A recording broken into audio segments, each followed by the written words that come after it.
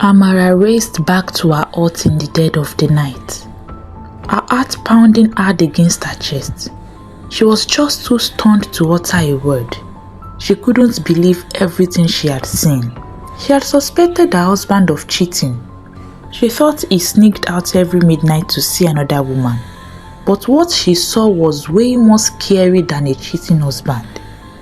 The man she had been married to and slept with every night turned to a huge hippopotamus right before her and made his way to the village river, dancing with the river goddess. Obinna is cheating on me with the river goddess. Hey God. Or maybe he's cheating on her with me. This thought ran through her mind as she sat down in fear. Innocent me. Innocent Amara versus Mamie Water. Amara thought she was running mad or seeing things. Let me hold myself together and wait for Obinna to come home. I want to believe that I was singing nonsense. Shortly before dawn, Amara was still sitting quietly on her mat like a wife waiting for her groom. Then Obinna entered the hut. Ha, Amara, you are awake? Those were the first words he uttered with a shock as he laid his eyes on Amara. Yes, so my husband. I'm awake, oh. I hope you had a great time dancing in the river. Obinna's eyes widened immediately. Did you see everything? He stammered. Amara smiled mischievously. Oh yes, I did. Then she burst into tears. Hey, my God, oh. You this man, you are wicked. So you are half human, half hippopo. Mamie Water side chick, my life, oh. She cried and rolled on the bare floor. Obinna knelt down beside Amara. Amara, my wife, it is not what you think. It is not my wish to be the river's groom. It was a curse placed on me since I was born. River's groom? Curse? And you couldn't tell me all these years. Obinna, you lied to me. Amara said with tears in her eyes as she sat on the floor. Now tell me everything. Obinna looked into her eyes. Do you promise to keep my secret? Amara looked at him confused. You are asking me to promise you to keep your secret. It is my life that is at risk here. What if Mamie Water asks you to use me for sacrifice? Won't you obey her? A tear streamed down Obinna's face.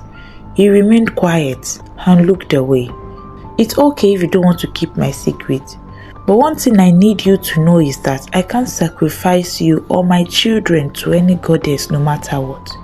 You are my life and my everything. His words touched Amara's heart, and she reluctantly agreed to keep his secret. He started. The day my mother gave birth to me was joyful and sorrowful. I was born healthy, but my mother got paralyzed the moment I came out of her. My father tried all he could to restore her health. He carried her to all the healers he knew, but no one could cure her. So he went to a dibia. The dibia told him that the only cure was to sacrifice me to the river goddess. It was a hard decision for my father, but he loved his wife more, so he agreed. Surprisingly, the goddess decided not to take my life. Instead, she made me her groom, and since I turned 12, I visit her in the form you saw earlier. Amara was beyond shocked at everything she heard. You mean hippopotamus form? Yes, the hippopotamus form. And I am so surprised that you could see me. I was supposed to be invisible to humans, Obinna said. Amara let out a bitter laugh. Well, I guess I have spiritual eyes, so I will keep your secret for you, Obinna. I will promise you that as long as you remain faithful to me. Obinna thanked his wife from the bottom of his heart. He promised to remain faithful to her, and he felt a burden lifted off his shoulder. He let out a sigh of relief and pulled his wife close to him. And so, every night, Obinna would continue to visit the river goddess, while Amara would pray for a safe return because she feared that the goddess might choose to take his soul with her down to her kingdom. They continued to live well and born more children. Obinna's farm yielded bountifully and he became the most successful farmer in the village. He continued to live his life peacefully and quietly until the day he invited trouble into his life. And that day was the day he became friends with Ekene, the well-known drunkard and womanizer in the village. Only the heavens know how they became friends. The once quiet and focused Obinna found himself drinking palm wine every evening with his friend Ekene and other men in the village. Obinna doesn't drink to stupor like his friend, but he was no longer the quiet man everyone once knew. One day, at the palm wine joint, the men were drinking and making merry as usual when all of a sudden, the men started boasting of how many wives and children they had. Obinna didn't take any of their words seriously. He simply smiled and sipped palm wine from a calabash. The men went on and on with their talks and laughter until Emeka asked Obinna, "My brother, when are you going to marry another wife now? Don't you know that you are not yet a complete man if you have only one wife?" Obinna still didn't pay much attention to what was said. He smiled and said, "My wife is enough for me. One woman, one trouble. Now imagine many women. That will be many more troubles." All the men seated there bursted into laughter. "You better go and marry more wives so that you will have many sons to carry on your lineage." Unknowing to Obinna, these men had planted a seed in his heart. Subconsciously, he found himself thinking of having more sons, having a larger household, many children running around his compound, and different women cooking with their daughters for him. How sweet it would be. This thought found ground in Obinna's heart, and not long after, he married another wife, a young maiden, a beautiful one at that. This action of his broke Amara's spirit. "My husband, what have I done to you to deserve this? Is this the promise you made to me?" she asked her husband the night he brought his new wife home. Obinna didn't feel remorseful at all.